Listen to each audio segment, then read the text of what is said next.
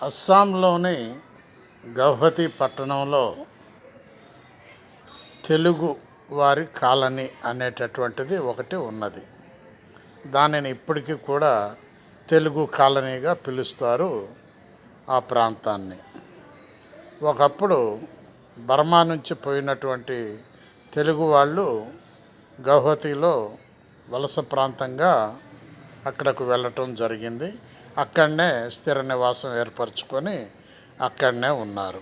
ఇప్పటికీ కూడా మన ఆంధ్రప్రదేశ్ నుంచి కొంతమంది అక్కడ ఉండటం జరుగుతుంది.